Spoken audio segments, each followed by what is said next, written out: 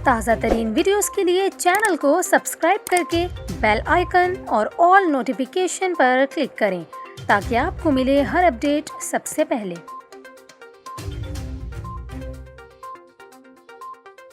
और यहाँ पर आपको अहम खबर दें, सुप्रीम कोर्ट ने एक हफ्ते में नस्ला टावर की इमारत कंट्रोल डेमिनेशन ब्लास्ट से गिराने का हुक्म दे दिया। अदालत ने हुक्म दिया कि ब्लास्ट से करीब की इमारतों या इंसान को कोई नुकसान नहीं होना चाहिए। अदालती हुक्म के मुताबिक कमिश्नर कराची नस्ला टावर के मालिक से रकम मुतासरीन को वापस दिलवाएंगे। अदालत ने एक हफ्ते में रिपोर्ट जमा कराने का हुक्म भी दे दिया। आपको बताएं, इससे कबल कराची में ज़िला शर्की की इंतज़ामिया ने नस्ला टावर के रिहायशियों को इमारत 27 अक्टूबर तक खाली करने का नोटिस जारी किया था और ज़िला शर्की के असिस्टेंट कमिश्नर बराए फिरोजाबाद ने नस्ला टावर के रिहायशियों को नोटिस में बताया था कि अगर नस्ला टावर खाली ना किया गया तो रिहायशियों के खिलाफ कानूनी कार्रवाई होगी। इसके अलावा नोटिस में सुप्रीम कोर्ट के 16 जून और 22 सितंबर वाले फैसले का हवाला भी दिया गया था और ये भी बताया गया था कि इमारत खाली ना करने की सूरत में फिरोजाबाद पुलिस की मदद ली जाएगी। नोटिस में कहा गया था कि सुप्रीम कोर्ट ने नजरसानी की दरख्वास्त भी मुस्तरद कर दी है। वाज़ेह रहे कि